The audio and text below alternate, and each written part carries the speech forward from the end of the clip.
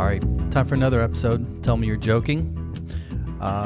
Today's going to be a blast. We're going to go straight up, maybe a little SLU High reference, maybe a lot of Southside reference, in honor of my guest today in the city of St. Louis that we both know and love, even though we live in the county and we're sellouts. I'm playing a true Southsider, Mr. Nick Gussman. He's a Cherokee boy. I think he's a Cherokee boy. Lives down in that neighborhood. Phenomenal artist. Throwing a little love here to the STL. He's got a new single out, effective today, I believe. And today is Wednesday, August 20th at the time of this release. But go over to Spotify. Name is really simple. Nick Gussman. Gusman. Long Gone Blues. Not too shabby, huh? No, I like it. Joining me today to chop up all things STL County, state of Missouri. Now living in the here's the most important question of the day. No. I'm gonna. You're outing me right away for this, huh? What side of 270 do you live on? The wrong side. Just barely. I can practically see it from my yard, but Oh, fair enough. I never. What we do for our children, right? Dude, we looked at houses that were past 141, and I just was finally like, no, that's too far. Well, you know what though, you're trailing me by a little bit, but as you age, and what I figured out is my heart, right, is with the urban environment. Mm. I love cities. I love St. Louis City. I lived in Chicago for a long time. Getting up, hearing the noise, walking down the block, all that shit is great. But as I age, and I guarantee you will go down this path. People become a detriment and space and well, I do like the space. I will say the space is very nice, but man, I miss the people. Yeah, I get it. And I miss the food out my back door. I miss walking out my back door and being on South Grand. Yes, we were just in down in the old hood too, because I lived on Utah Spring for right there on the boulevard on Utah. And when we moved back here, that's where we landed, Blackthorn. Oh, nice. Oh, yeah. Blackthorn pizza. Love that sauce. Yeah, look, in St. Louis, look, kudos to the county as well, because yes, there are chains. Yes, there are, what is that? Baby back ribs on Tuesdays or whatever, Applebee's, and that should exist. But the reality is, our mom and pop shops or I would call them the sub 10, chains, like a Joe Bacardi's just ate there last night. We kill it. We kill it on the food side. Well, and I'll admit, a lot of those are out in the county now too. I know. A lot of the best ones. I mean, we've got a Soul Taco down not far from us even. Soul is fire. It's fantastic. The first time I tasted that, absolutely. Do you do the steak, chicken, or pork? All of the above. I switch it up. Seriously, they ask you, which protein would you like? And you're like, yes. No, I end up getting like 3 dishes, and I'll eat them as leftovers for the rest of the week. I have this problem everywhere I go, though. Yeah. Well, but you mentioned pizza. You said you lived in Chicago, right? Yeah. But you love Blackthorn? I do. I actually, here's my official take on pizza. I eat all of it. Yeah, same here. So that is 100% my take. This is one of those things, the whole desert island question, as far as like, what would you be willing to give up or what would you take with you, right? When it comes to food, the answer is pizza. When they say New York style or St. Louis all or of it. Chicago, yes. Yeah. The answer is yes, all of it. I do think that Blackthorn is unique. For those of you that are listening, if you haven't been, it really is kind of like the arch is cool and all, you see it, but once you see it, you've seen it. Blackthorn is one that is just a gift that keeps on giving. Because you order a pie, right? You got to hang out there for an hour and a half while you wait for it. Number one, you got to wait for it. Number two, even if you go with like 4 people, if you order a large, you're still taking half of it home. Yeah. and it weighs 6 pounds in the box, thanks to the cheese. It is like a eighth wonder of the world. Yeah, but that sauce has the right amount of spice too. That's what I like there. Yeah, what's funny is last food comment, and then we're going to actually do some proper intro here. If you go in there now, they actually have sauce options. Oh, really? Did you know that? I haven't been there in a while. There are enough crybabies on Yelp that are like, it's too spicy. So they were like, okay, screw it. Here you go. Here's 3 choices. Well, crybabies are not. My wife didn't love blackthorn because it was a little too spicy for her. That's If all right. we'd had 2 options, that would have been great. And they actually call it, when they give you the verbal description in person, it's like, if you don't like spice, that's fine. We have Chef Boyardee. No. Wow. And then there's the middle. So anyway, go check it out. Peter Merideth, thanks for joining me today, Yeah, man. thanks for having me. It's cool. We've been playing a little bit of ping pong. I'm not going to say pickleball is too cliche. Too new. Ping pong. That's what I played growing up. Trying to make this happen, and maybe I'll start at our in-person beginning, and that is we crossed paths. We were sitting at the tables. I believe this was in January. Yeah, that's about right. A little bit of a what it really was called was a post-mortem after the fall of 24 elections. / brainstorming session, I guess. I'm going to stick with post-mortem. Yeah. But yes, there were ideas that were kicked around in which some of the local players and even some regional, national participants in the political process, primarily on the left, came in to kind of like, okay, what's going on? What's the messaging? What happened, et cetera. And you sat there and really kind of outside of our conversation about music, which was a direct connection, and then the bigger connection of you being a soccer dad. Yeah. We'll get into that in a little bit. You kind of were in there. Body language and commentary was one of frustration, maybe a little bit of disdain, and kind of like, not an "I told you so." You weren't precocious at all, but it was like, this is not working. Yeah. And most of the people that know me, that listen to me or read anything that I put out there, know that I 100% think it's not working. The fact that we are where we are. So I want to start there. Here we are, August 20th. So what is that? About 6-7 months after that particular point.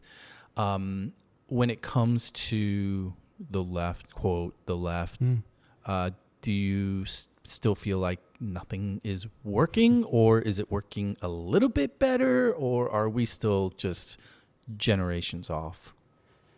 I don't think we're generations off. I don't think it's working still. But I also don't have an easy solution for that. I mean, I think the biggest problem we face and continue to face is that there is no just left. Right? Like there are a whole lot of different groups of people with lots of very specific interests that for most of the groups on the left are somewhat existential. Like it's about your own right to rights, right? You got a lot of groups that are vulnerable and under attack constantly right now. And they're looking around at each other, not sure that each other actually has their back or gets their issue. And so they feel kind of alone. And we end up fighting with each other more often than not. And I think the right is also really, really good at capitalizing on those divisions. 100%. And I mean, it's the long-standing story of billionaires get the poor, we'll say, to fight amongst ourselves and blame each other while they continue to reap the benefits of that. I mean, is there anything more like ironic, on a given daily basis? You can go on X, Twitter, whatever you want to call it. For example, last week, the Tesla board approved Elon's new compensation package. Now that they're in Texas, they're not in Delaware. Delaware courts said, no, you can't take a $65 billion bonus or whatever it is. And so they repatriate to Texas, and Texas like, yeah, sure, here you go. Here's, I think it was like $54 billion. And here's my point. A news article like that, where an individual is now given a bonus that is generational money to infinity for could be millions of families, right? Yeah. And the people that are vehemently defending it are the have-nots. Yes. Just simplistically, Like if you had to, in a 5-story building elevator ride, define why that is. Oh God. I don't think I can. Well, let me frame it this way. Do you think it's because it's just cruelty and hatred of the left is paramount? Therefore, every argument is my argument. Is it a fundamental belief that, oh, you know what, that could be me someday? There has to be like. Look, honestly, I think the number one thing is the amount of money on the right pumping out messaging. Yeah. I mean, I think that outweighs any other theoretical reason why people are buying it. It's because they are in echo chambers, intentionally or mostly not intentionally, of information being thrown at them of how they're supposed to feel about something. And when you hear it over and over and over again, propaganda is really effective. And so they've been convinced of a worldview that may sometimes be not actually helpful to their own interests even, but it's compelling and it taps into their own frustrations and dissatisfaction, gives them somebody to blame, the left, and minorities or immigrants or whatever else other group it might be that they get to blame for their problems, and they get to hear that reaffirmed every day. It's hard not to expect that to win out, right? I mean, is it as simple as a brainwashing campaign? Yeah, I mean, I really do think it is. And when you have that much money going to the messaging, and the messaging is consistent. It's not like on the left, we do have a lot of money in our messaging, but I would argue most of that is not actually left. You and I talked about this before. Yeah. It's fact-based attempts at being neutral and factual. It's not agenda-driven. Well, it's not easy to consume either. For example, a lot of the right's messaging is like, it's like a McDonald's menu. Yeah. You get it. You look at number 2, you know that it's like quarter pounder, fries, Coke, right? Well, but part of that is like you're saying, the uniformity. On the left, we don't have billionaires funding it and saying, here's what the message has to be, right? So it's not coordinated, and it's very diverse. So we have lots of different people on the left with different ideas on every subject who love to argue with each other, who love to get into the nuance of those things. Speaking of... so even if you're only listening to the left side of things in your media bubble or whatever, you're getting people that are all telling you each other is wrong. Yeah. A little bit of a sidecar real quick. Speaking of people on the left that don't get along with each other or agree with each other, how much are you here for the new breakout of Hunter Biden and his meltdowns lately, because they're broad, and kudos to him. The first lady is now suing him for $1 billion. That is the most amazing part of this, in my opinion. Like the idea that the Trump family would complain of all people at a level of a lawsuit of being defamed. Yeah, and they're going literally at the guy who they spent year after year defaming all day. Who admitted he himself was a drug addict. Yeah, sure. But the things they were defaming him for were also the things that they were themselves constantly guilty of. Like completely making literal billions on their side from their father's position, or and they're accusing him of this to distract from any accusations of themselves. But now they go so far as to sue him and say, you can't say that about us? But to my point, the infighting, the George Clooney references and, where I don't think I even know about that. Oh my God. I haven't actually listened to like, okay, you included, and those of you that are listening, just Google Hunter Biden and George Clooney. It's part of the same interview. And basically the reporter or whoever he is starts asking, how do you feel about people on the left, after the fact, saying your dad wasn't capable, blah, blah, blah. And he goes off, and I'm paraphrasing. Basically, his reply to George Clooney is like, "Who the fuck is George Clooney anyway? Who cares? He's not even an actor. He's like a character, like Tarantino said." Oh my goodness. And it's like, but I'm bringing this up because on the left, again, comparing and contrasting to the right, today's, the two camps, the right does seem to dumb everything down into super simplistic, factual or not. It doesn't matter. The messaging is super easy. It's bumper sticker worthy. gets out the door, and those that don't want to do any research, right, that don't really want to look at what's going on, they can easily consume it and feel it to be true, and that becomes their mantra. Whereas on the left, it feels as if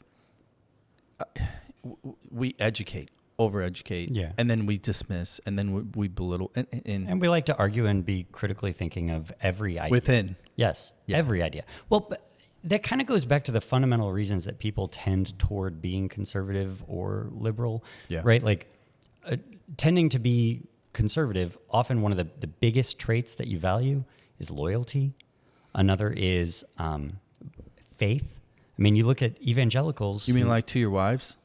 What? Wife, like to your wives? Not faithfulness. Oh, no. oh, they talk my about bad. that. They don't actually mean. Yeah. Thrice married. Thrice married. But fine. When you are raised in a community that says that your salvation is dependent on you believing something that can't be proven, and that any doubt in that, any questioning of that is the devil, is sin, well, it makes it a lot easier to not question other things, even when you have like absolutely obvious in-your-face contradictions hitting each other. You can buy the messaging because you're told, I'm just supposed to put this on faith. When you also, as a person, value loyalty, well, if they're on my team, loyalty and tribalism, I'll even say, they're on my team, they're in my tribe, even if I occasionally am like, they just said something horrible, I'm going to move on from that fast, and I'm going to go back to loyalty.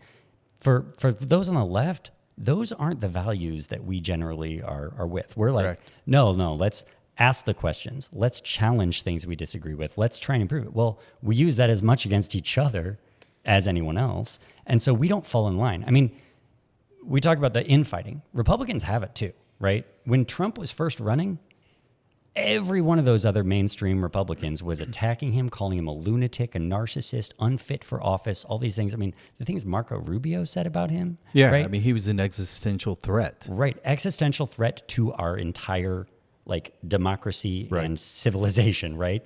And yet once he gets the nomination, they all fall in line. Yeah. I mean, Democrats were the exact opposite of that, right? Like Yep. once Hillary got the nomination that same time, The bros were out. oh man, they were gone, done with her. Yeah. And then it's like, oh yeah, well, I don't like Trump either, but whatever.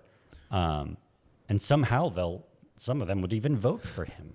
Well, let's go back in time a little bit then. Speaking of voting, you got votes. You got votes a number of times because you spent a good chunk. In fact, you were termed out. Yes. Missouri Missouri House of Representatives. Connect the dots for me. I kind of made the SLU High reference earlier. You were a SLU High grad. You're a junior Bill. Give me a quick bio background, and then quite simply, why run for office Sure. as a D in Missouri? Well, okay, the short version, I left high school to become a musical theater major in college, and singing and dancing was my life. Like that's what I thought I was going to do. But I went out to D.C. So becoming a politician makes sense. I'll get to that. No, my Sing and dance, line is maybe. usually it's all song and dance, right? Yeah, It turns out exactly. to have been the best qualification I could have had. There you go. It's a joke, but there's truth to it. But anyway, I went out to musical theater in D.C., but over the course of my 4 years in college, it was the W years, which at the time I thought was fascism. It turns out that was corporatism, which I would say is a little bit different. Yeah. And some warmongering and all the things. But I was really unhappy with what was happening at the national level. And I was there. And I found myself arguing with kids in college. I was at the Catholic University of America, right? So I was with a lot of kids that leaned conservative, maybe just because of abortion or something like that. Or their trust funds. Also that. Yeah. But I really enjoyed arguing with those kids and challenging them. And I often found I was changing their minds. And I was like, man, I enjoy this more than I enjoy, the dream of being in a show and doing the exact same thing every day for 6 months to a year and literally the same motions, the same words. And I was like, I can't do that. I want to go do something different. And I honestly decided in 2005 that I wanted to run for office. But I thought I need more education that's appropriate for that than I had. Yeah. So I moved back to St. Louis, and I literally set a 10-year plan and said in 2016, I'm going to run for state rep in my home community. So I moved back. I went to law school at WashU. Thankfully, got a good enough deal there that I didn't come out with a massive amount of debt. Yeah. And didn't have to stay at a high-paying job or something, and just became a attorney in the community. Became president of the neighborhood association, like my dad and sister had been. You were down in Shaw. Shaw. Shaw Okay. at the time. Yeah. Just getting to know people, seeing how people make change on a local level, who the change makers are, what they're working on. And I thought that was the best way to ultimately run for office. And so sure enough, I did. In 2016, I ran for state rep, and I had to kind of fight and claw my way to the job a little bit. So let me kind of overlay the political landscape over that time frame, and even the economic landscape, because I'm curious as to how you were navigating not only South City from 05 to 15, 16, but your kind of political aspirations, because in 2008, two major things occur, right? Number one, the economy burns to the ground, drastically affecting everybody, but especially the city, South City, because I was here as well. I just came back a few years earlier, working on renovations and developments, and, then the housing market literally burns to the ground. Yeah. So that's going on. You're living in a neighborhood in which you probably have 3 to 5 dumpsters on every single block, because everything's getting renovated, number one. Number two, Barack Obama. He comes along, and, you go from, because I'm a poli-sci grad, right? So for me, I understand Newton's cradle, and how that overlays on top of American politics in particular. We live in extremes, and all of us in the middle just get our heads smashed. Yeah. So we go from Bush to and Iraq, Afghanistan, financial collapse, and boom, we go all the way the other way to. Do we though? Well, theoretically, yeah. Based on ballots, we went 100% the other way, right? And I agree with you. By shifting 5%? Correct. And that Venn diagram of what you're alluding to, I agree, that's a circle. But I mean, even by ballots, shifting 5% in the outcome is really the difference between those two. Correct. Right. But it was really kind of a understanding America from, kind of a roadside perspective, It still was a black man. Yeah.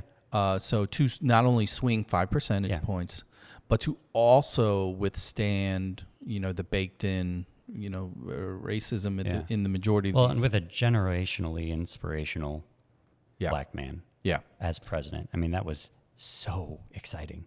Well, and that's what I want to do. I want to try and get in your head, because as you've created your 10-year plan. Yeah. And then I'm filled with hope. You have hope. Hope and change. Did you have a bumper sticker? No, I've never had bumper stickers. Okay, good. Then we can continue. I like them. I don't like them on my car. So that is all moving, right? The economy turns around, interest rates, move to a point where people, construction goes crazy, everything else, unemployment drops. Yeah. Everything is good. And continues to be for the most part, just from an economic standpoint, when you look at the big picture numbers. Globally. Yeah, everything was good. Now, you and I both know now in hindsight, and even in real time, because when you do live, work, and love an urban environment, there is the underbelly of what's really going on. Yes. And the haves and have-nots, that gap was widening. As well as we were seeing some exploding in St. Louis and our state in the racial gap as well, where things had been improving a little bit, but they really got lit on fire a little bit. 2014. Well, even before then. And I will say, when I first moved home, one of the most eye-opening things to me was going back on my block, which when I was growing up there was heavily black. I would say more black than white by a good bit. Where'd you grow up? In Shaw. Okay. And the kids that I grew up with across the street from me, I was watching have just such a dramatically different experience of life than I was having at that age. You know, late teens, early 20s, a young black man was treated much differently than I was treated. And I mean, I would run into situations where like the kid that lives across the street from me is out on his porch hanging out, and I see cops stop him to ask what he's doing there. Yep. He says, I live there. They say, no, you don't. Sounds like Washington, D.C. They say, today. no, you don't live here. I walk outside and say, oh, no, officer, he lives here. They believe me and then move on. Yeah. Or the number of tickets that these kids got. And, you know, I'm in law school at this point, so I start trying to figure out how to help them get out of these tickets. And I'm exposed to like the littering charge and trespassing and resisting arrest when they're at their workplace, literally on a smoke break, and they're told, no, you can't work here. This is a golf course. And I can give you example after example after example. And honestly, that started driving me toward the real thing that has to change is criminal justice reform, right? Like, I'm learning all this as, yes, we've got a black man elected president, but here we are with black and white experiences of life. Yeah, the redlining is real. Yeah, across the board. And it didn't stop; it just changed, right? And in the then post-Ferguson world, it also exploded again, where it became more okay for some communities to just be openly racist, even, and be mad that anyone would be saying Black Lives Matter, like that's an attack on them, or anyone would be mad when we question police overreach or abuse. No, that's not right. You have to defend police officers at all times. I mean, all these things were exploding at the same time.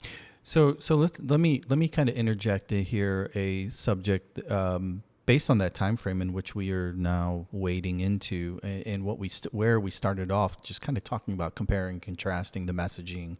You know, the Republicans are super simple, whether it's accurate or not. Yeah. It doesn't matter. It sells. One of the few super simple narratives, sayings originated during that time that I think was just a death blow. Defund the police. Bingo. Yeah. In hindsight, you were putting your money where your mouth was in trying to address the criminal justice system through the process, trying to help these kids or whoever battle a machine that they can't beat. And then we get Ferguson, and then, there's a number of other events that occur across the country, very similar to the Michael Brown incident, and defund the police becomes the battle cry. Yeah. Me personally, I remember when that started to roll out, and, and I can just envision myself probably looking exactly like my dad did back when he was, frustrated as shit, just slapping his forehead and shaking his head like this is not the way. Right. And I kind of dismissed it, and then after election and another election and everything, it hasn't gone away today in 2025. Yeah. Looking back at just the message, defund the police. Whose message? Well, I mean, that's part of the question too. See, that's what I get really upset at this conversation so often, because well, and constantly I see the left, or I see Democrats. I'll say that Democrats blamed for how could you possibly accept this message? And it's like, well, if you go back and look, elected Democrats, there were very, very, very few that were actually saying defund the police. That was not their chosen way of talking about it. Now, when they were asked about it, they didn't usually reject it. I didn't ever reject the idea of defund the police because I recognized that the people saying it, what they meant, I actually tended to agree with. I thought that way of phrasing it was not particularly helpful to convey it to anybody who wasn't already on the same page. Correct. But we as Democrats can't control what passionate people out there are saying as the message to change the narrative. And with defund the police, I would even argue that, like, looking at the whole overall window of dialogue, that's actually a helpful one to move the Overton window left. Look, Republicans out there, I mean, the far right are saying absolutely ludicrous things, okay? every day, constantly.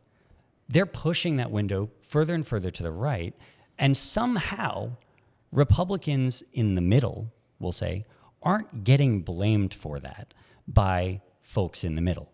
Yeah, but here's the difference, and whoever the consultants were, that were going mano a mano at this time, that on the left decided to not push back on the simple terminology, defund the police. People were pushing back on it. Democrats were pushing back on it. But then they'd get attacked by progressives for it. So they had to walk a line to keep the progressives with them as well. Messaging is only equatable to whatever the highest attention gathering item is. And to be clear, now whether or not it was being fueled and funded by the right doesn't matter. Defund the police was the flag bearer of the Democratic Party. Or the Democratic Party. But it wasn't. That's my point. The party. I agree. The party itself. You just said the Democratic Party. It was not. It was only how the Fox News universe of messaging portrayed the Democratic Party. Sure. Democratic voters couldn't distance themselves from it. Right. And so whether or not. But how would the Democratic Party have fixed that? Well, here's the problem. The slogan, financial restructuring of first responder investments to better, blah, blah, blah, blah, whatever, which would be redefining true. Public safety. You're right. Even that's way too many syllables. Yeah. and vague, like MAGA. kind of confusing. There was no MAGA moment for that messaging. But even if there had been, would it have actually been dominant in the media when Fox News and the billions of dollars on right-wing talk radio they're not going to buy into whatever phrase they use, or they're going to redefine it into something else. Well, I think this is where potentially, that time frame, and I love getting off the tracks here, but have we had a track? No, hell no. No. This is literally like a switch yard. Just there's people running around pulling levers, panicking. Yeah, right. But what the Republicans were able to do during that time frame was they didn't need an idea. They didn't need an actual policy. Right. The very few policies, because, now we're getting into that 14-15 range leading up to the elections of 2016, which was your first. We're getting into the first primary where Trump was just belittled by everybody on the right. Yeah. The Bush camps, the Rubio camps, the Cruzes of the world, they all hated everybody. Yeah. But there was still, even though there was a massive amount of obstructionism towards Trump, right? Across the board, their messaging was the same. It was still, yes, we are pro-police, simple as that, right? And we need a wall, and nobody. He was just more offensive in breaking the rules in his way of saying it. Yeah. So I think this is where the quote, the smart people on the left, if they would have been just not picking up their phone and actually just watching and reading and listening to what was funneling through social media in particular, they would have seen that educating or debating was not working. Battling and kind of going schoolyard, which is exactly what the right did leading up to 16 once they coalesced underneath Trump. And here we go, and now here we are 9 years later. And what would going schoolyard have looked like? A fight.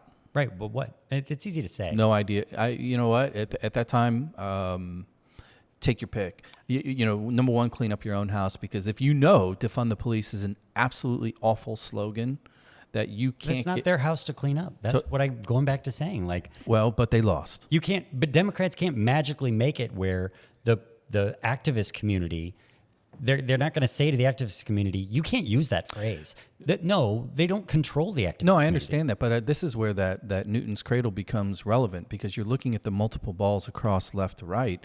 Who are you really talking to? Okay, to go after, if you're going to lose the activist community because you're going out there and you're distancing yourself from a particular message or a potential policy that sounds bad, well, what you're really doing is you're clawing back in the middle a little bit. You're getting the people that are kind of on the bubble, that are, the typical, I'm socially liberal, but I'm fiscally conservative, right? Okay. Well, all those people, if there were a poll to be taken of all the people that say that, you would probably get 90-95% of pro police, right? I don't know about that actually. The cliche young white guy, the libertarian that's socially liberal and fiscally conservative, they're actually pretty anti-police a lot of times too. Maybe until if and when they think that guys like them are at risk. Well, yeah. Well, here's the other thing too. If we're going to talk about that 14, 15, 16 run, and we alluded to it earlier, what happened to the Bernie bros, right? The Democrat Party was not listening to the trade winds of, what was really going on, when you peel the onion back a little bit. I didn't vote for Hillary.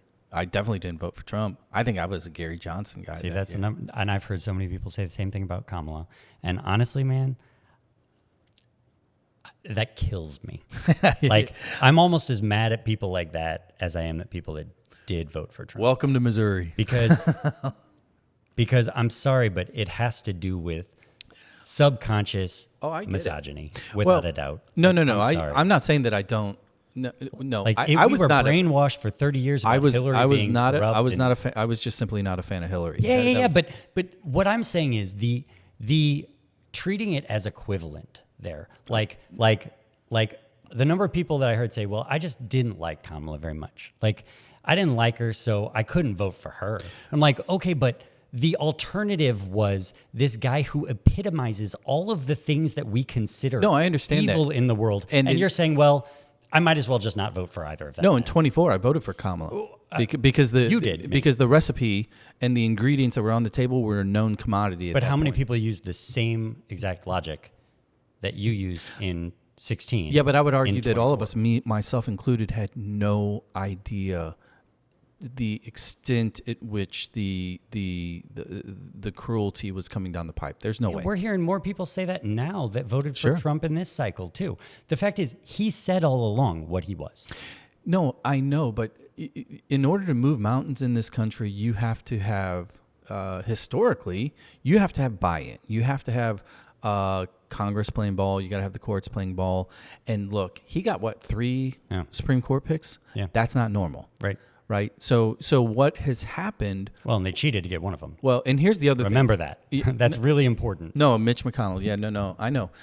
Here's the other thing. And I was, in talking about 08 and then the wage gap and the have and have not kind of, spread that accelerated after 08 as all the rebuild, all the rebound was starting to occur and the markets were on fire. Well, the markets were not on fire for, quote, America. The markets were on fire for, at that time, the top 15%. And then it gets squeezed to the 12, 10, et cetera. Now we're living in a 5% world. I mean, that's been every time the market's on fire for the last 30 years. 100%. So I guess I want to get this back to you and 2016. Go ahead. Yeah.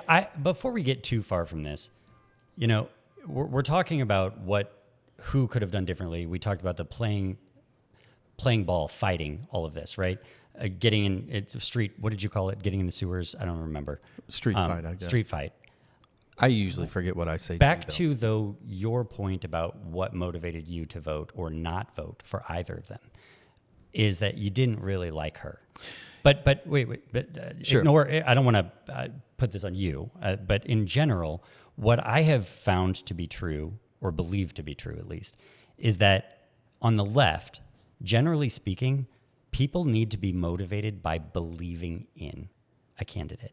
Believing in the candidate, believing in the policies that they stand for, and believing that they can and will make a difference in their lives. Republicans, they seem to win by motivating people to not believe in anyone. To think they're all bad, and so then the people that lean left just don't vote. I agree. And the people that are on the right put loyalty first, so they vote anyway. I agree. Or they might even be motivated by the hate and the evil and the fear and all of that. And so when we talk about playing street ball and fighting like they do, that doesn't actually work for us. Like, negative messaging in general, regardless of which side uses it, benefits the right. because it suppresses the vote of people that lean left. Okay, so let's put a soccer And it motivates Let's people put a to vote. soccer analogy on top of this, just for the sake of debate. Creative versus boring soccer, right? You can have a Barcelona style team in which they are just going to play ticky tacky, move the ball all over the field, boom, boom, boom, boom, and eventually, they're like that. Just stick with Lutz ball. They're that cruiser weight. They're just going to cut you with a million cuts, right? And then eventually they're going to win. And then on the other end, you got a low block or park the bus, and you just bring 11 players back into the box and bring it on, and eventually we're going to counter, and it might be ugly, but we could win 1-0, right? Lutz ball. Right? Yeah. He was Red Bull ball. Everyone on defense. Yeah. Well, we wish. We'll have right? one striker and everyone else is a defender. Here's where I'm going with this. When it comes to these elections, and specifically the macro strategy that is put forth by the Democrats in particular, it feels as if they are really not paying attention to the game, and they're trying to explain away, your interest versus against your interest, all these things, right? And at the end of the day, for me, I tend to vote for the individual that is not the person I hate the most. Okay, and in 2016, I'm a high propensity voter. I'm reading. I know the numbers. There's a reason why the DNC spent no money in Missouri in 2016, because she was never ever going to win this state. Yeah, but the stupidity of that in the long game is why Missouri is now a red state. 100%. Because cycle after cycle, we went from spending upwards of $20 million a year, which is spending maybe $1 to $2 million. Yeah, which is another example of failed leadership by the DNC nationally to ignore these places. Agreed there. So here's my fundamental point. I don't care whether it's nice ball or pretty ball or ugly ball or whatever it is when it comes to soccer. At the end of the day, if it's a championship game, you win, period. Because second place is the worst fucking feeling in the world as an athlete, and it's worse in politics. And that's what happened in the two Trump victories, is this idea of trying to explain away, well, Hillary really was good or potentially good or whatever. It doesn't. These concepts of what could have been, should have been, people just didn't understand it, or we didn't. The messaging wasn't right. Look, we lost. Therefore, but you wanted to do a postmortem. Postmortem isn't just we lost; it's why. I agree. And what could we have done differently? So I mean, that's the nature of the conversation. Yeah, exactly. That's why street fight. When you were, it's Indiana Jones. I'm going to use another pun / analogy here, right? You don't bring a knife to a gunfight. And that's what the Democratic Party has been doing really over the last 10 years. The game has changed, and right now we're living in a Trump environment. I don't see an heir apparent to him. This idea, J.D. Vance is going to be the one. Nope, not even close. It's not going to be DeSantis because he's already a loser. It's not going to be any of the guys that have already flip-flopped like a Cruz or a Rubio, because the tape Look, on man, them. my fear is it might not matter who it is, because they've consolidated power so severely that no one can do anything about it. Yeah, is the fear that I have. Man, that there won't be an actual election. I mean, I asked one election official, I made the comment like, well, if we have elections, and his response was, well, of course we'll have elections. Even Russia and North Korea have elections. I was like, yeah, that's right. And that like is Hungary, my fear. right? Hungary too. Right. We'll throw them all in there. That's a great place to take a break. I'm going to get a little more water here. We're going to take a quick break. When we come back, I want to get into more of this. We're at the rail yards right now, switching lanes. Peter Merideth, what municipality are you in? I'm in Creve Couer. Creve Couer. Creve Couer. Yeah. Can you? I still have to Google spelling on that one. Dude, it takes me I have to sit there for 5 seconds anytime I write it still. All right. When we come back, we're going to be talking a little bit about next steps. Going to talk about your 16 election a little bit. Then I want to transfer into modern leadership, modern ideas, because here we are, 2025, 26 midterms are around the corner. And maybe talk a little bit of soccer dads shit, just spray the infield. You down with that? I'm in. All right, here we go. Nick Gussman taking us out on a break. We'll be right back. Tell me you're joking. Like, review, follow, share. Would appreciate it. See you on the other side.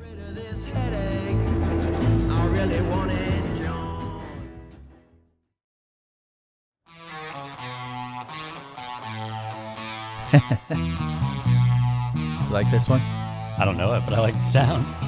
Oh, my goodness.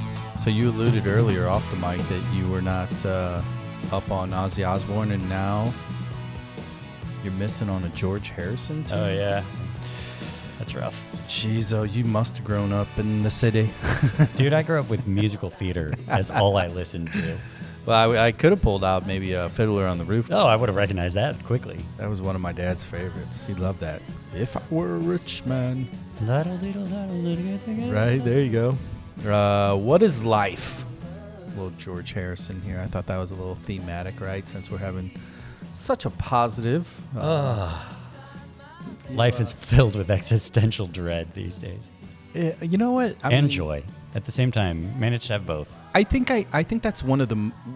I legitimately feel in my soul that whenever individuals that are, well, they used to be close. They're not close anymore because they have probably said one of these things to me, whether it's family, friend, or other, that are like, why do you take this stuff so seriously? It's not that big of a deal. And I'm like, you know what? In 2016, you could have got away with that with me. Yeah. Even 17, 18, it got a little weird. And, fast forward to the 20 election and everything beyond. And to now, like, when you say that to me now, like, you flat out are just fucking not paying attention. I completely agree, and it hurts. But at the same time, life is hard, and it's easy to either just enjoy being comfortable if it doesn't directly affect you yet. It's easy to do because you're busy and keeping track of things. I mean, I get it. Or you're just trying to get by, get to work, get your kids to school, whatever it is. Yeah. It's a lot, and to have the bandwidth to even pay attention to the level of nightmare happening right now, I almost envy them. the dulled senses. Yeah. Because just ignoring it. Well, the out is always, they want to have the conversation and be like, well, we know that you're in the market. You got to be happy. Look at your portfolio, right? And I'm like, you know what? Here's the deal. Yes, I can pay for things and I can do things. I said, but zoom out. Right. I said, but my own lived experience when it comes to life / legacy / money and, the way that all those things work together is, I didn't grow up with it. My parents never had it. And, when they died, they died with none of it. Yeah. And in hindsight, having 10 years now of going through photos and everything else, I realized that I had a brilliant childhood and I never knew I was poor. And so that kind of lived experience of balancing and really being honest with, okay, what is life, right? Yeah. George Harrison, his own words, what matters? And so today, when a NASDAQ hits an all-time high, does that change the fact that Trump wants to get rid of all Black history from the Smithsonian? Right. Like, literally is upset that they talk too much about slavery being bad, is what he said. Yeah. Like, can you imagine any other political leader in America having gotten away with that in the last 30 years? And that alone, that one comment, not completely tanking them. And yet he does it 20 times a day with comments like that. Well, but and then his base, the few that are, well, not the few, the many that come out and say, well, when you think about it, we did way more good things than bad things. Why can't we talk about the good things? Like, that's the logic. Yeah. And before we went on break, we were talking about the street fight theory, and you made it clear to me, I'm not done. Yeah, I had more to say on this. Bring it on. Okay, yeah. So just revisiting and putting a cap on what I was trying to get at earlier, I think. If we look at what Democrats could do better or what a candidate could do better, especially at the top, I really do believe that what motivates the left to vote, to show up and vote, and what motivates folks in the middle to actually choose Democrats over Republicans is something they believe in. Look, Democrats, our whole premise is government can do good things, right? Like, so we want to build things like a social safety net. We want to build things like quality public schools. Republicans, their central premise is government doesn't work. We should just break down government, have as little taxes as possible, and every man for themselves. Right. And that'll work better. Like straight up free market, straight up like Darwinistic capitalism. Yeah. And that means if people don't believe in something that the Democrats are presenting, they're going, well, no, looks like Republicans are right. Government doesn't work. So I guess let's tear it all apart. I mean, I knew people who voted for Trump, even thinking he was the worst human alive, saying, but he's going to tear it all down. And then we can at least start over and do it right. Yeah, and what's funny is in today's world, like literally at the time of this recording in the past 2 weeks, well, really a little bit further back than that, because it started with U.S. Steel, and most recently with the Intel news. And I'm going to nerd out for a second here, but we're talking about industrial policy.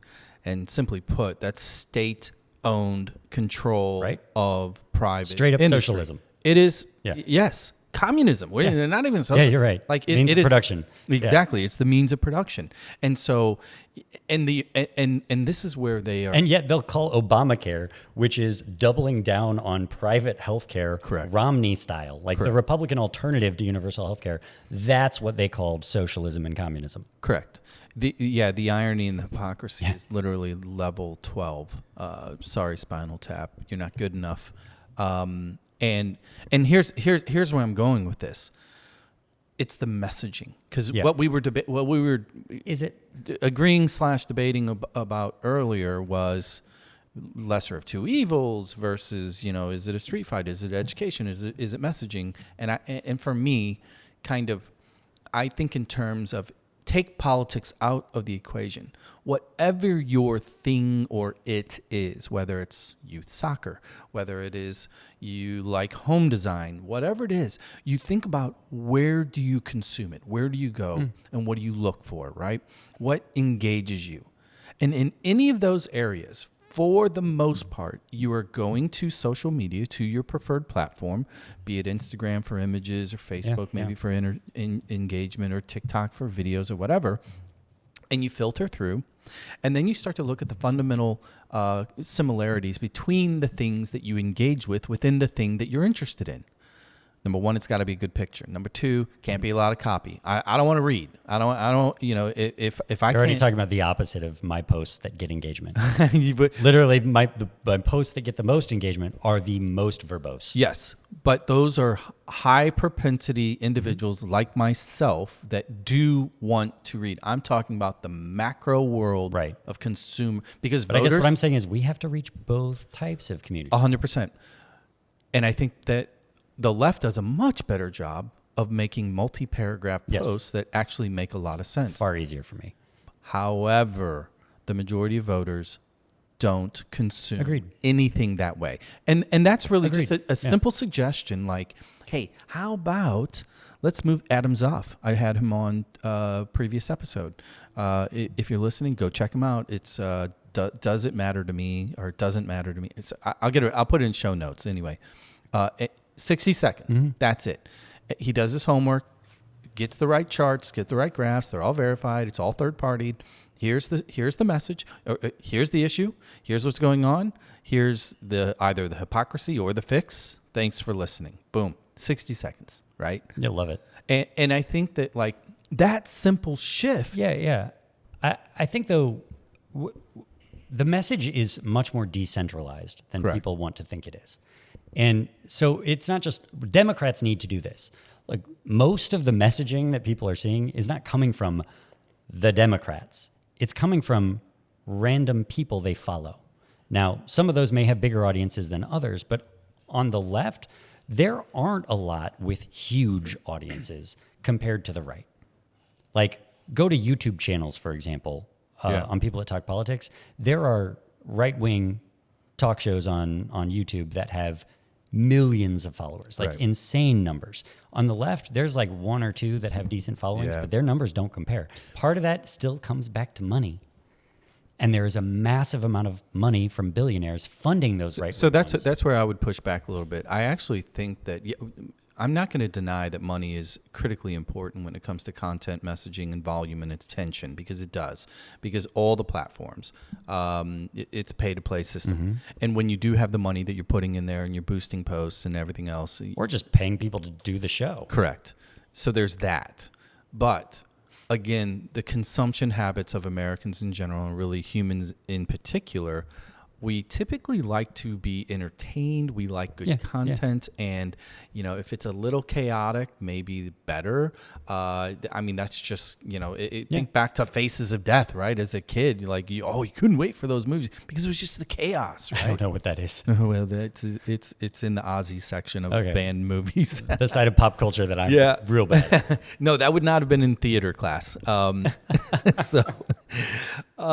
Here's where I'm going with this. It's like, at some point, you look at the 16 election, you even look at the 18 midterms. 20 was a little bit different, I think, especially with COVID, right, was full blow. And everybody's like, Jesus Christ, this shit is broke. And in America, we have a extremely predictable tendency that no matter what is going on or whatever the root cause is, we will blame the top. Yeah. So, yes. And that's what happened in 20. Yeah. We did not have the better messenger. We didn't have the best candidate. We didn't have any of that. We just had a really, really shitty environment. And he was king shit.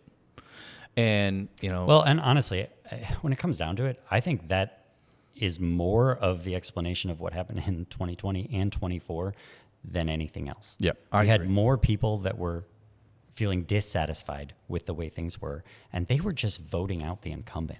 Yep. I mean, and that's not just in America, that's globally. I mean, in 2024, Kamala, she barely lost, really, by overall margins.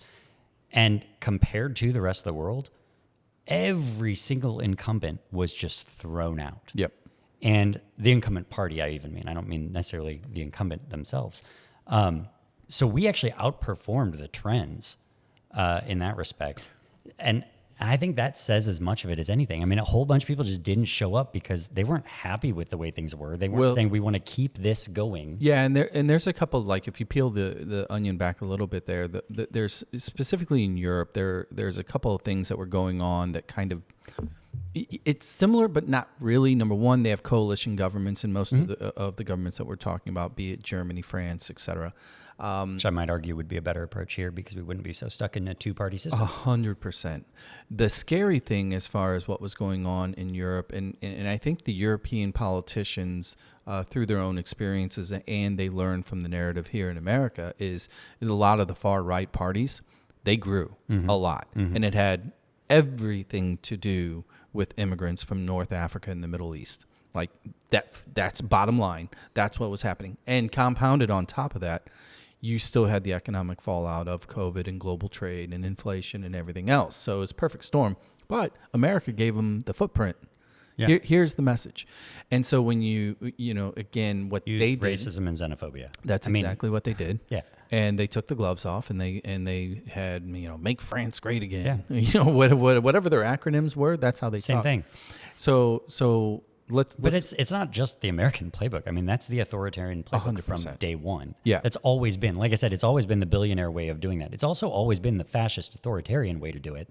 I mean, it's Hitler's playbook. Speaking about fascist authoritarianism, that's a great segue. Oh, go ahead. No, that thesis I'm trying to get to is that if we could do one thing differently and better, to me, it's not giving a shit about slogans like defund the police. It's actually embracing policies that people can believe in and doing it loudly and boldly. Did you read Abundance?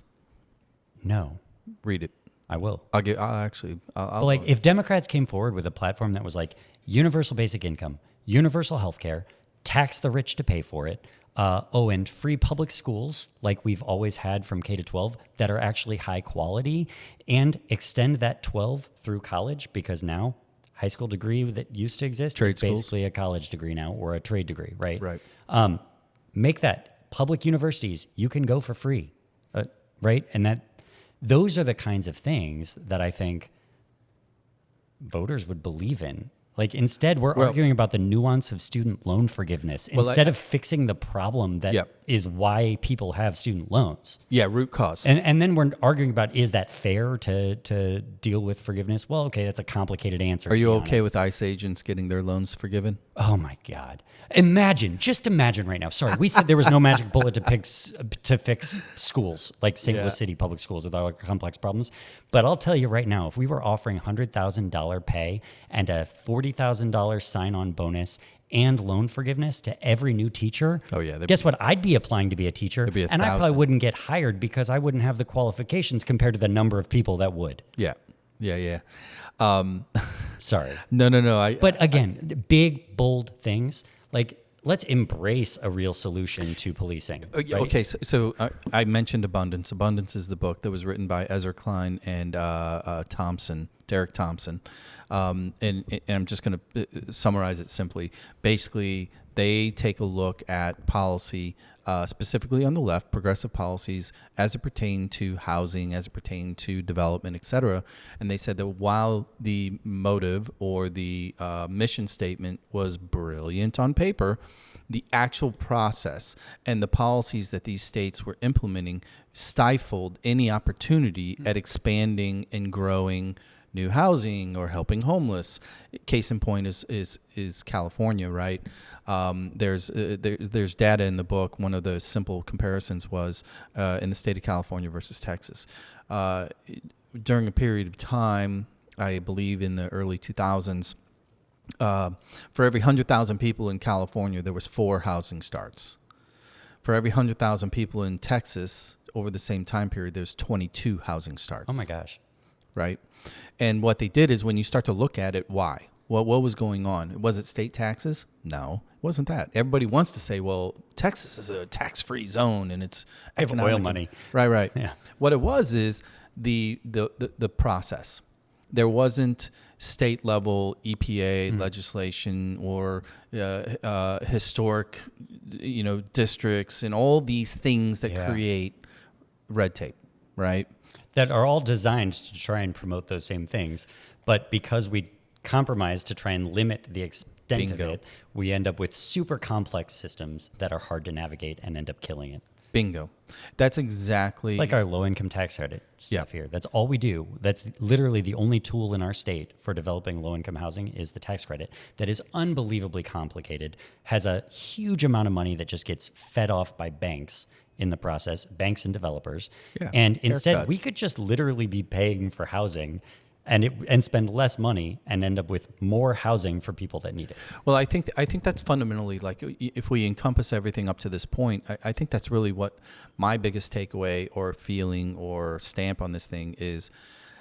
It's one thing to have a good idea or good intentions or empathy in policy and bundling that into a message. It's a whole other thing to win a race and actually activate these things, these policies.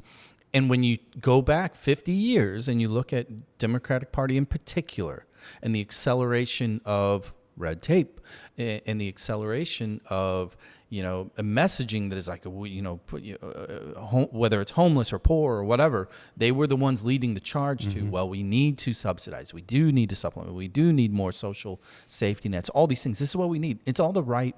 Yes, that's true. But you weren't really looking at why there was an acceleration of these issues in your own states, self-inflicted wounds.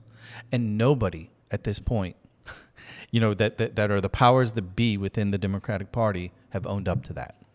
Yeah, well, it's complicated because I would also say you look at any of those things and nationwide, the outcomes are the blue states are doing better than the red states, right? 100%. Like in housing, education, healthcare, all of these things, they quality are. of life, yeah. Yes, they have more complex solutions because they have had to deal with compromise and complicated solutions to get there, but they are still better than if they didn't. It's sort of like the ACA, I think, is a perfect example of this, right? Like Obama came in and instead of going for single-payer healthcare, which I think is what we should have just done, and making, public buy-in option the backup compromise, he started with the public buy-in option and then made the compromise the Republican proposal, which is Romney Care, super complicated. Yep. But it does get people more healthcare. So like the outcomes are better than nothing. Yeah, I think the best thing out of the ACA was, well, let's start with the worst thing, the mandate. I understand it. It's almost necessary for it to work. That's how Yeah. the numbers make sense. However, pre-existing conditions, that was the gold mine. Yes. That was the win. But how do in you the pay AC. for it? Yeah. Except with a mandate. Correct. Yeah. So to your point, and I agreed when it was rolling out, I too saw it as Romney light. But what you end up with then is a really complicated structure now that is hard to navigate for everybody. It's still way too expensive. Yeah. It's still bankrupting people. Yes, it's better than it was, but is that something people are going to like get excited about and believe in? No, what they would get excited about and believe in is, hey, how about like every other major country in the world? Yeah. We could actually make it so that we all just have healthcare. Otherwise, we're going to have more Luigis, because You're not wrong. that is Yeah. the byproduct Yeah. of when a system kills your family. I'm sort of amazed that's all we've had.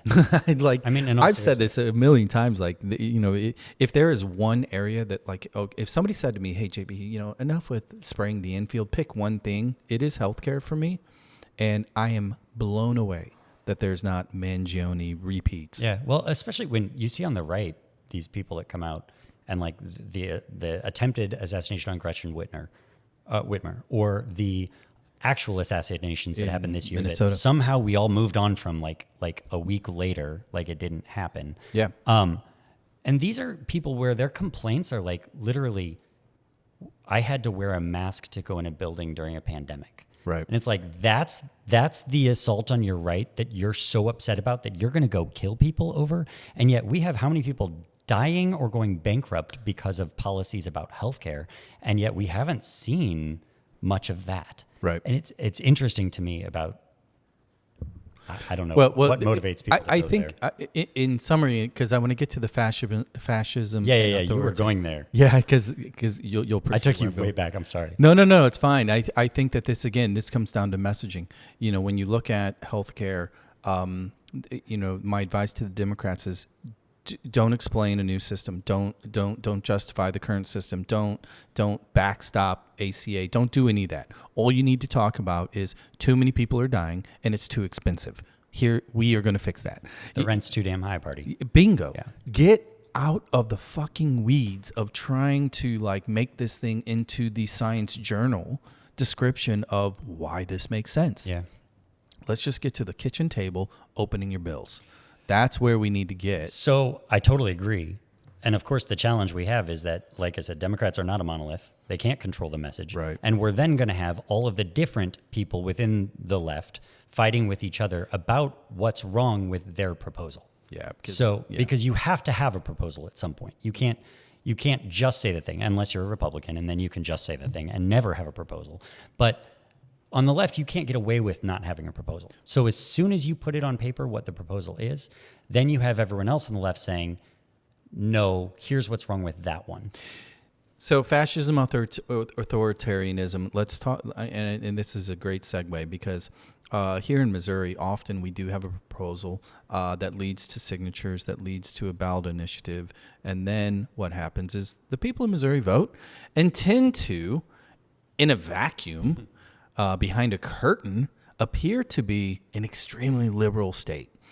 Whether it is legalizing weed, whether it's expanding Medicaid, increasing minimum wage, on and on and on. But alas, in Missouri, and I know this is something near and dear to your heart, Oh, yeah. our powers that be, that are the red team, supermajority for a long, long time, they feel and then act upon their own feelings that the people don't know what the fuck they want. Yep. So let's talk about. What's funny to me is Democrats are the ones that always get accused of saying that people don't know what they're doing and we know better. Yeah.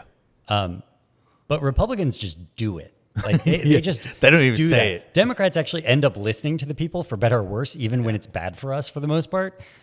They're like, no, we love you. You know exactly what's right. And by the way, what you know is right is this thing that's the opposite of what you just voted for. Trust me. So let's talk about what's been going on in Missouri recently, because we had the minimum wage and the paid paid leave initiatives that have since been overturned.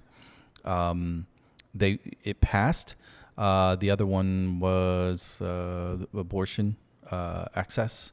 That too had passed, and now it's being dismantled. We'll see. By a million cuts. Yeah. Right. Fights in court still over it right now. Let's just. But we also, this isn't a new problem. It goes back to the puppy mills. Right? 100%. That's one of the first ones that everyone talked about, right? They just immediately undid it.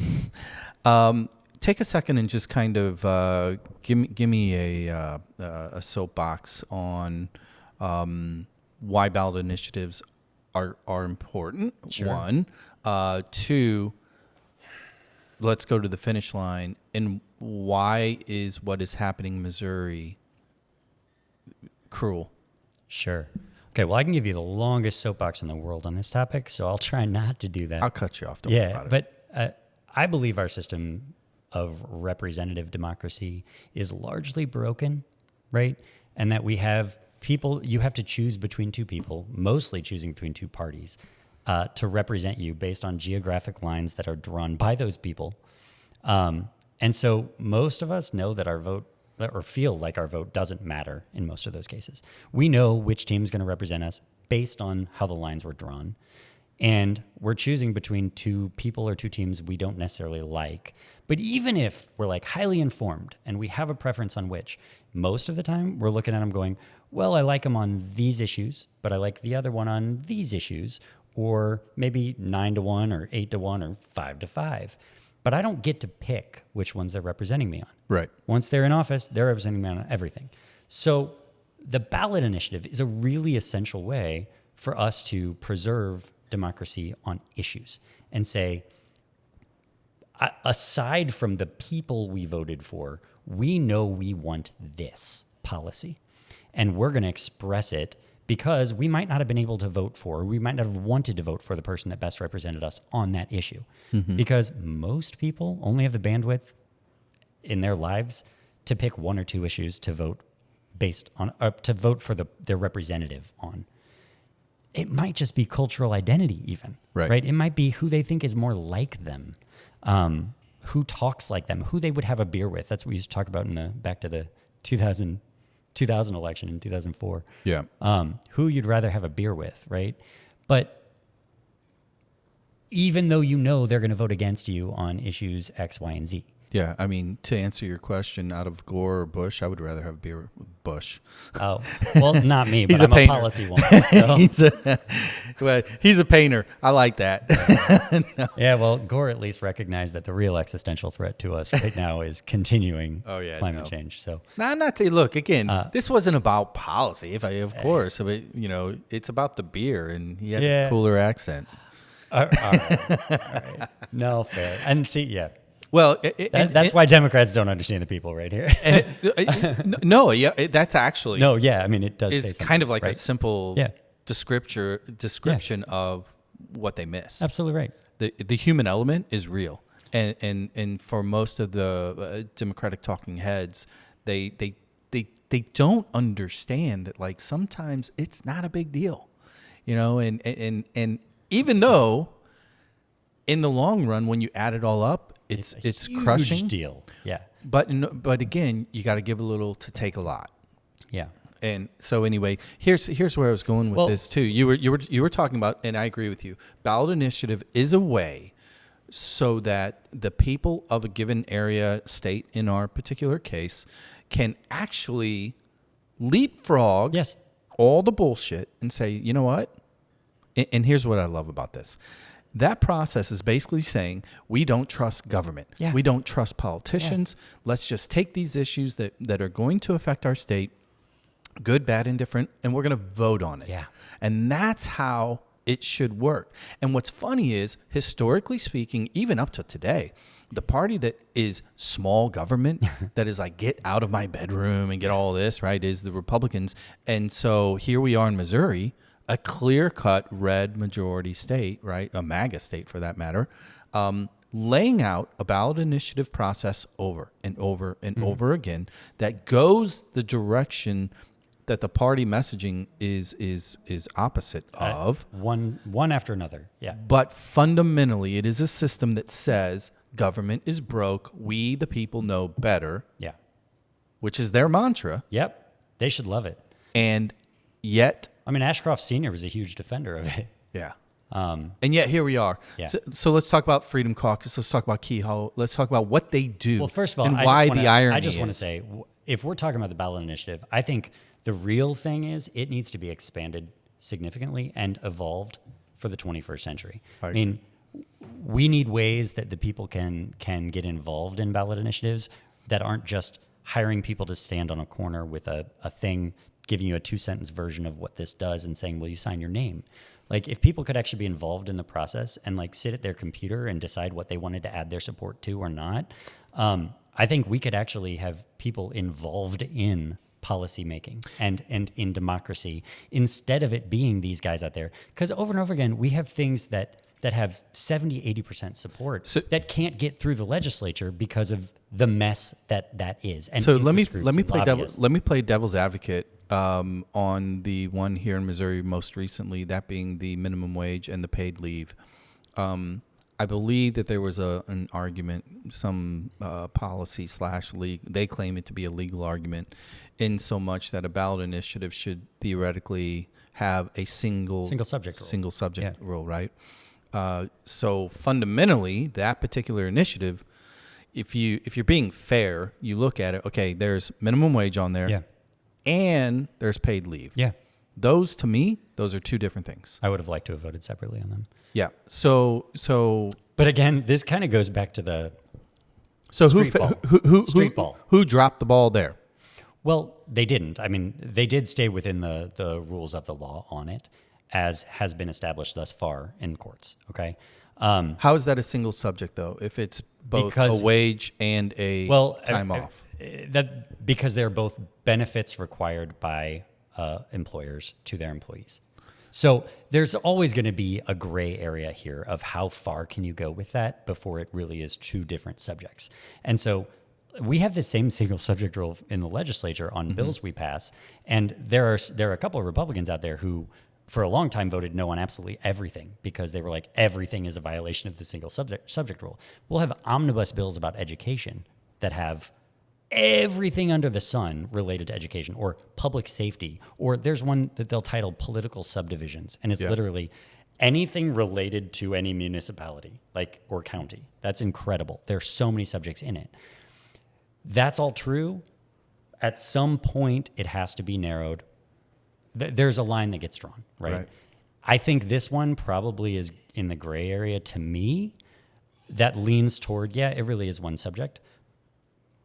But if it were easier to get things on the ballot, I would have preferred us to be able to vote things both ways. But back to your point about a street fight, Republicans sure as hell aren't following the single subject rule when they put things out there. 100%. I take Clean Missouri is actually a better example of this, in my opinion, because Clean Missouri was ethics reform, right, and redistricting or gerrymandering. It was to get rid of gerrymandering, change how we draw the districts with an independent commission, and it also had put a limit on lobbyist gifts, $5. They did that because they negotiated with people and said, well, we at a nonprofits event, we want them to be able to offer coffee, right, or things like that, right? So they put a $5 limit on there, and there were a couple of and caps on contributions, right? Well, Missourians overwhelmingly passed that. Not overwhelmingly, but decently past it. And on the ballot, it was bullet points, right? The most important thing was first, and that was changing how we draw the districts. Then it was the caps and the lobbyist gifts, right?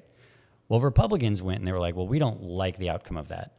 So they wrote a new one in the legislature to put on the ballot. We call it Dirty Mo. Yeah. And they were like, well, we're gonna do the same thing and have all these things on there. But the first one listed is banning lobbyist gifts. The coffee. Banning lobbyist gifts. But they didn't say getting rid of the $5 limit. They said banning lobbyist gifts, which is essentially what already happened in Clean that people voted for. They listed that first. And then at the very end of the list, they wrote, ensure that a bipartisan commission draws Yeah. the lines. Keyword bipartisan, not independent. Right, not independent. Yeah. And it didn't say go back to what we had before, right? Because people would have voted against that. But the point is they are putting the same multiple subject thing in there theoretically, but they weaponize it in this way. Yeah. So if we don't do that at all because we're trying to be true to a very strict principle of, well, we're not in a street fight. Right.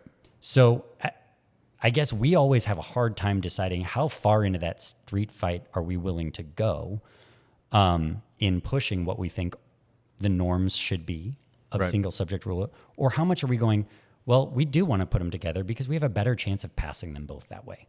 And we do think both are going to be good for the people.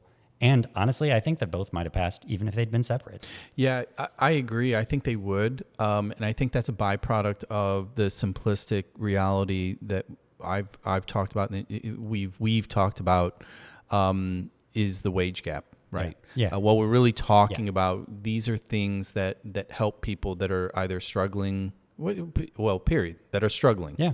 And so... And dealing with predatory capitalism. Yeah, I mean, we could go on and on and on, but again, this is where a lot of people just, they haze out. Yeah. Because when you talk about interest rate caps or any kind of movement or structural changes in how credit scores are managed, or, eliminating the Consumer Protection, Bureau, and those are big issues. Yeah. And again, for the party of law and order loves to eliminate all the law and order to allow for the chaos. I mean, that is the ultimate irony of Well, the mess. the bigger irony to me is they call themselves libertarians and small government, but they really only mean libertarian in the capitalist economy. Don't mess with my money, but if you're going to mess with my rights in the bedroom, the government should tell you who you can sleep with, who you can marry, how you can identify yourself when you go around in public. Do you find it funny? Missouri. What you can do with your own body if you're pregnant, by the way. Yeah, no, I mean, it's we could do this in multi episodes here. But do you find it funny, scary / kind of a microcosm of the reality of how fucked up Missouri is when you look at? And I'm going to start with Will Scharf, in his role within the Trump administration, and now this kind of sudden flow of Missourians that are being folded into the mix.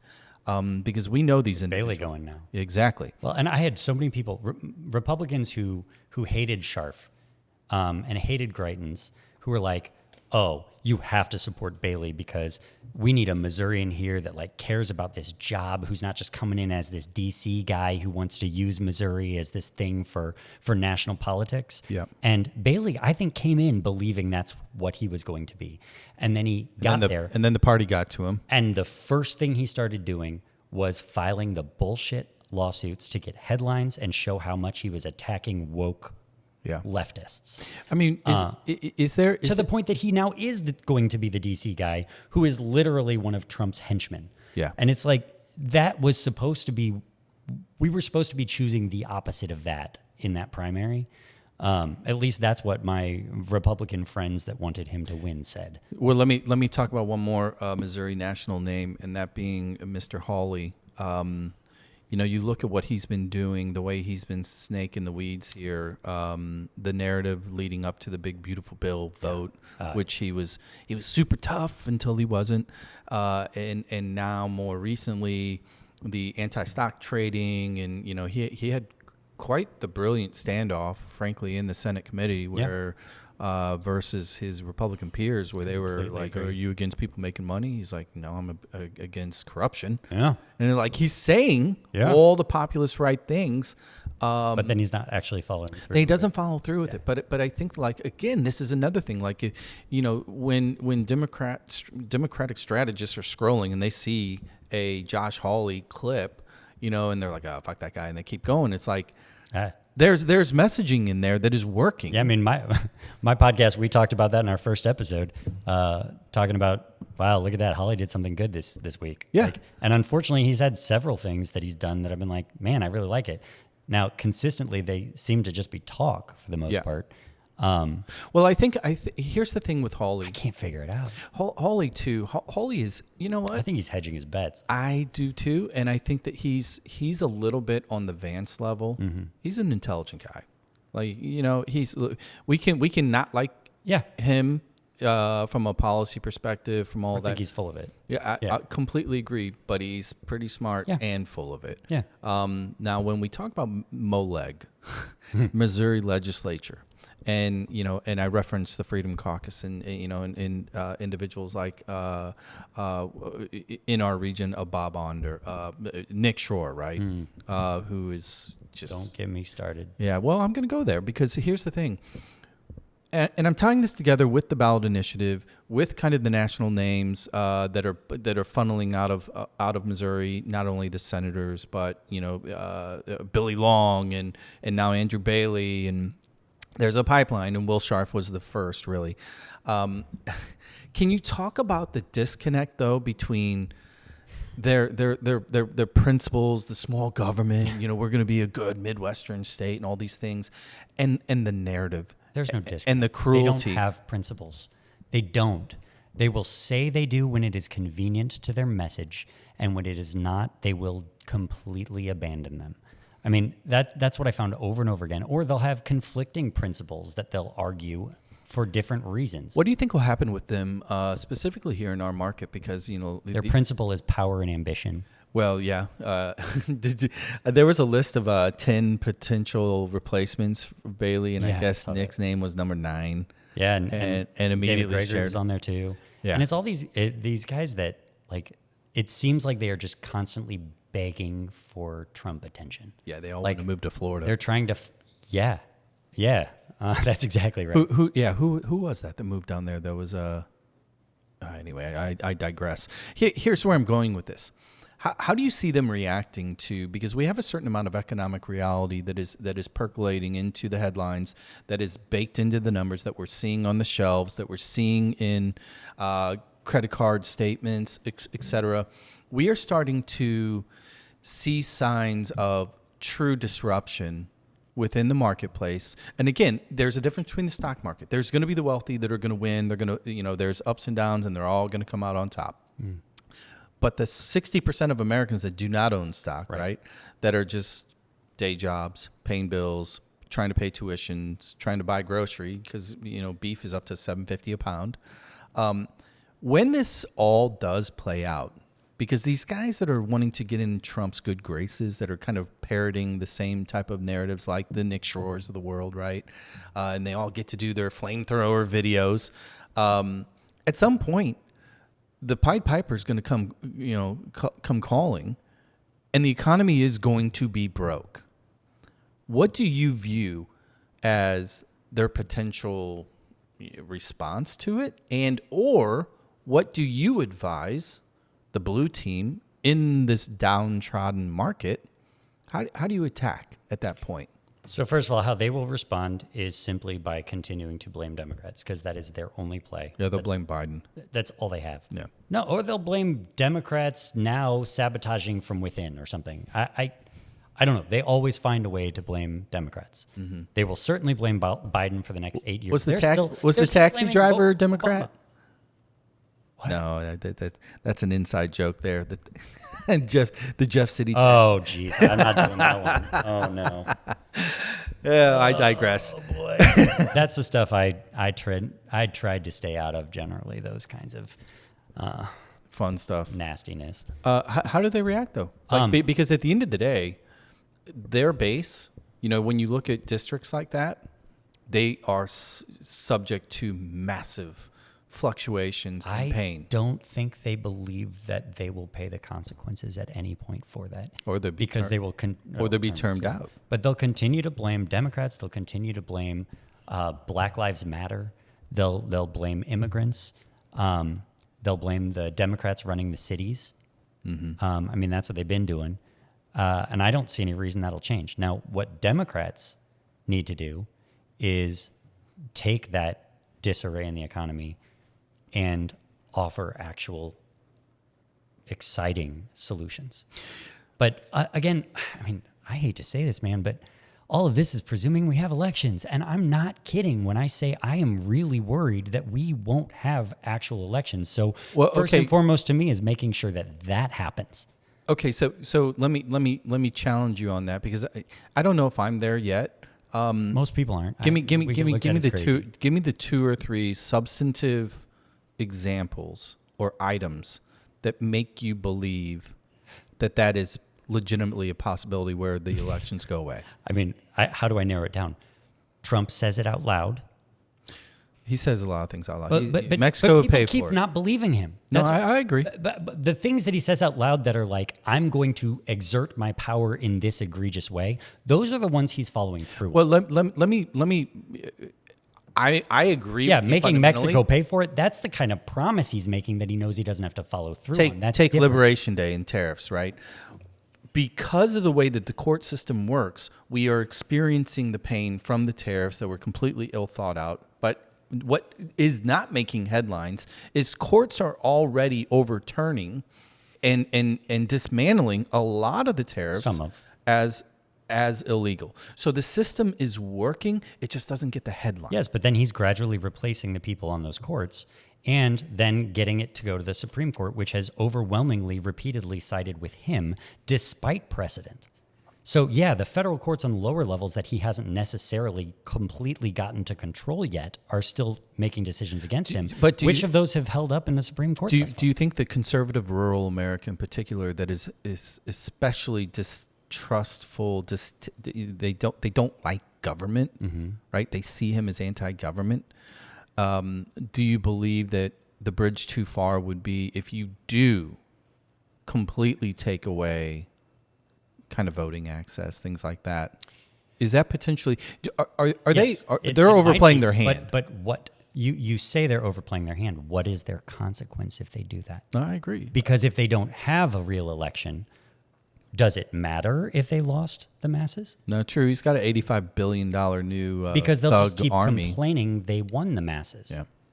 And that's the real thing here. Like that's why Russia has elections, right? North Korea has elections.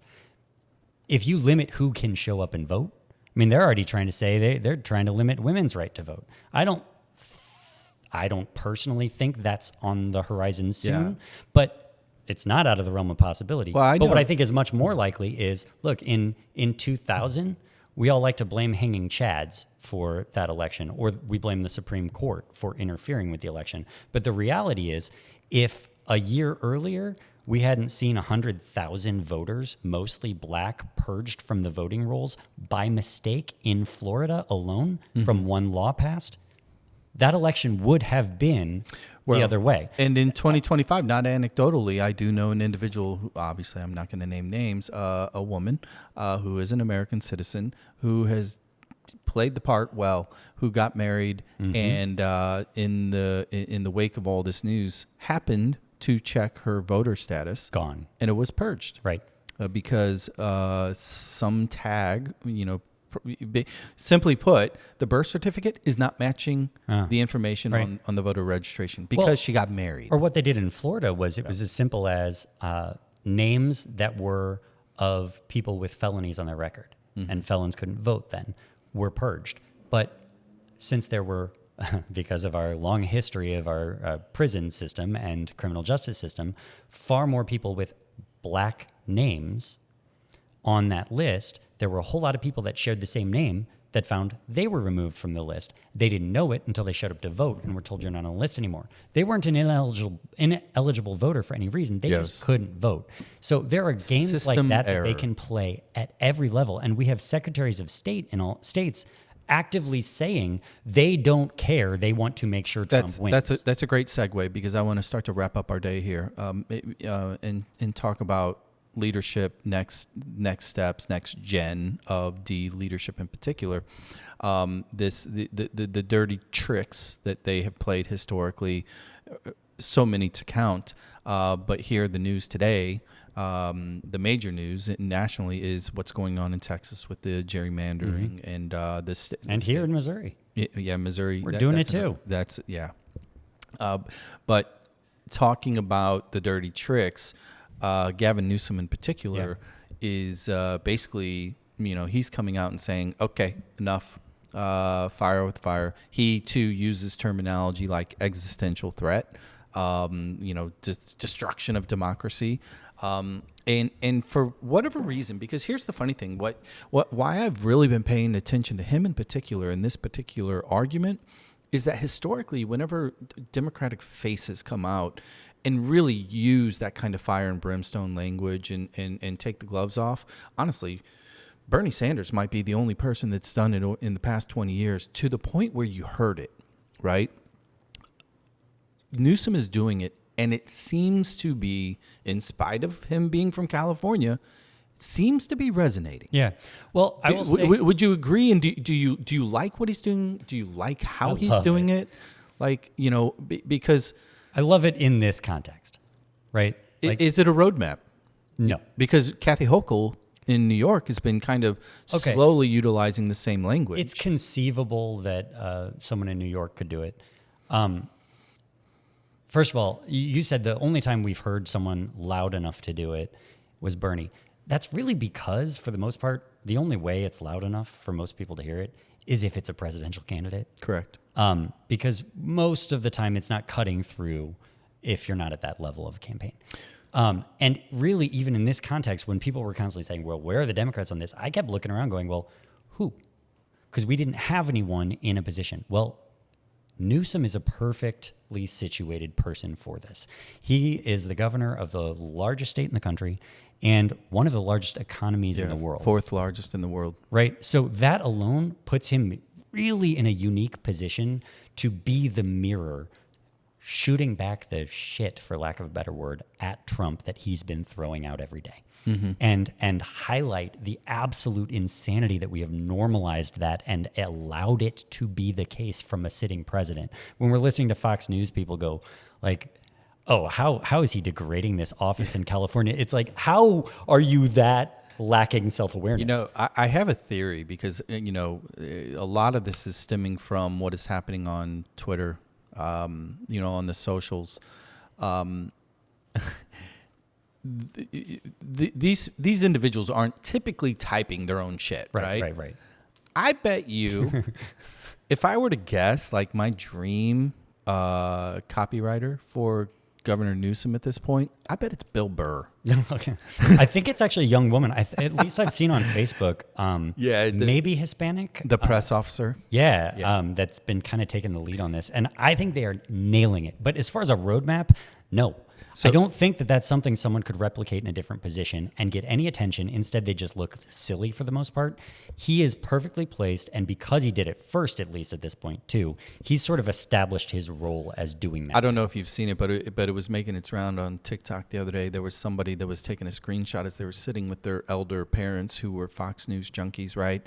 And was basically throwing up the screenshots of Newsom's tweets and was, and the kid was basically, hey, Mom, Dad, look, Trump's got a new Truth Social out. And oh, yeah. And like, it's just the optics of it. When they see it, they think it's their benevolent leader. Yeah. And that is the simplistic beauty of what this person has done. Agreed. Is that. Agreed. But I do think it's going to be interesting to see, like, there are going to be a lot of people in the middle who I think are turned off by that too. Yeah. And even people on the left that are turned off by it and turned off by him for a variety of reasons.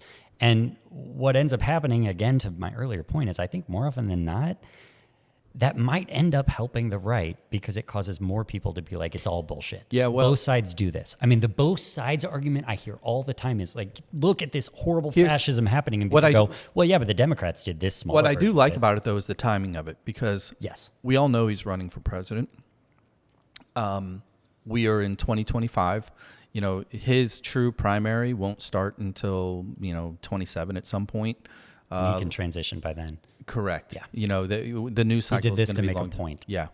And he's gained attention. Yep. That's the word that I always go back to. Like I don't care how good your ideas are. If you don't have attention, eyeballs, engagement, scrolls. And I think there's a path for him to do what I'm hoping, or him and other Democratic potential leaders, to start with this attention, but then start transitioning that to what are the transformative ideas that can get people excited. Well, he beta tested it with transports. Oh, yeah.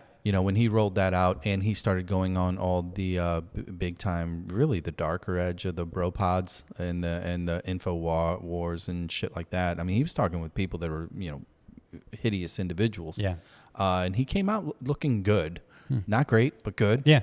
So I think he's been kind of beta testing what works.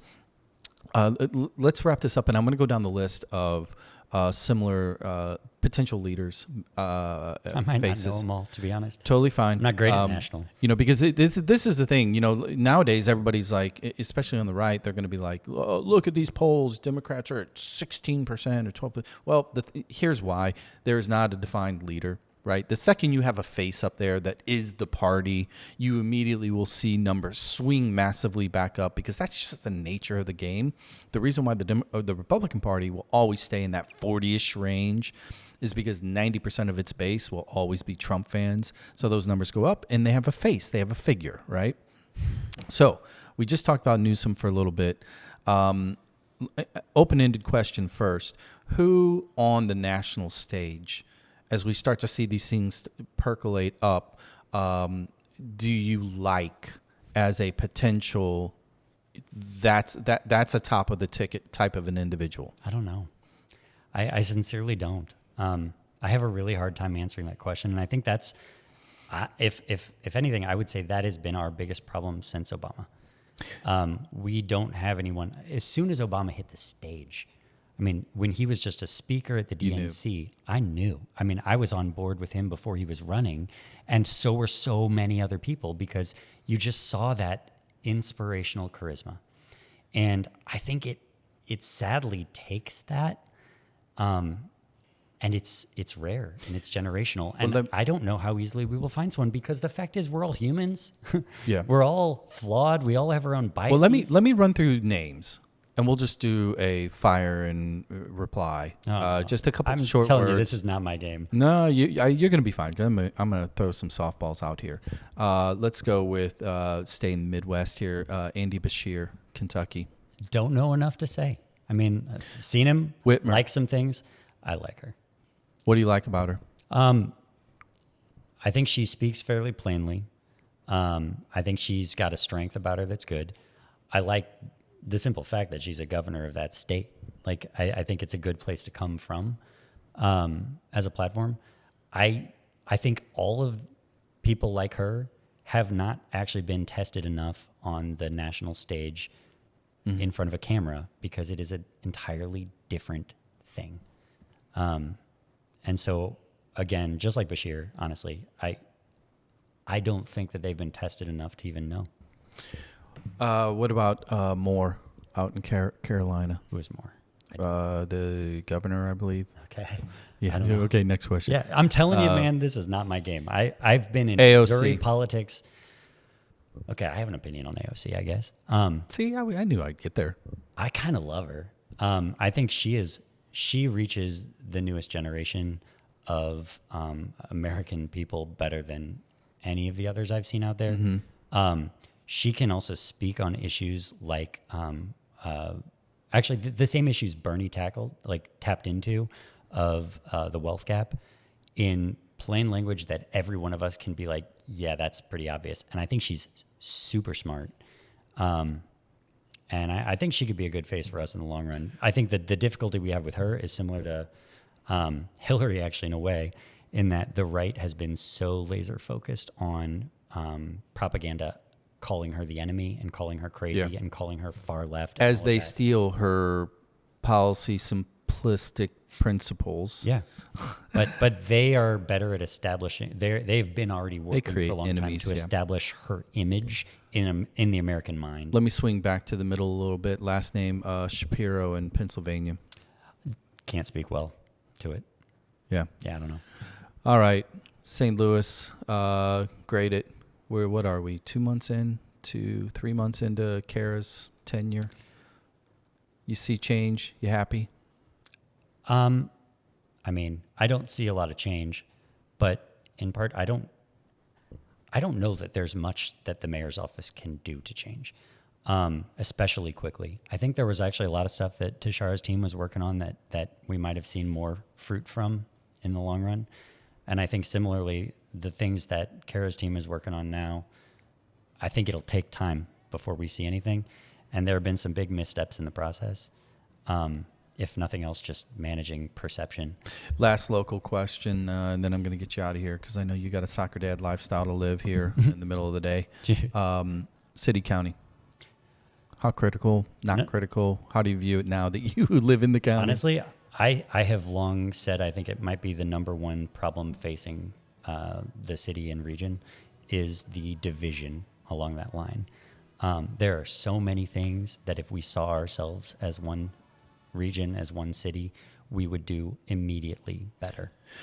So now that you are a county resident, are you going to run for the county chair? That is now my plan. No, no thank you. Damn, you heard it here. No, never. Peter Merideth, man. Really appreciate you doing this. Hey, had a blast. We'll make this a regular thing. I'd enjoy that. I think there will Check in be at least. more headlines to come, like on a daily basis. I haven't checked news since we've been talking. I'm sure it's worse. Oh yeah, I'm sure there are probably about 10 things that have happened this morning that we can talk about. All right, man. Well, thank you for joining me. Enjoy your evening. You got soccer tonight? Is that the deal? Or Yeah. I got CYC soccer and CYC volleyball tonight. Oh wow. No club tonight though. Do you put the AirPods in and listen to Soccer Dad Pod when you're walking around there? I will. Yeah. Remember, I have to turn off my explicit filter that I have on to make sure the music that plays for my kids. I actually was just thinking about that. Oh, damn, he's got an explicit feature, and this one is also. It literally, no, they're all labeled it, and I can't even open it until I go turn. You need off a the burner filter, phone. and then the next day I'll accidentally play a song for my kid, and she's like, "Whoa, Dad!" Yeah. Like, oh man. Why don't you go true deep state and get a burner phone that allows for podcasts? Yeah. Burner phone for podcasts. That would totally be my jam. All right, we're out of here. Peter Merideth, thanks for joining me, man. Really appreciate your time. Tell me you're joking. Thank you for listening. And if you happen to be watching, or if you'd like to watch, now that we're at the end, we're over on YouTube. Go back, watch second time. Take it to 2x speed if you need to. But you can check us out in real time. Thanks for listening. Like, review, follow, share. We're out of here. What is life? On our way out, may you ponder that. And if you have any answers, send them to the show. We'll catch you next time.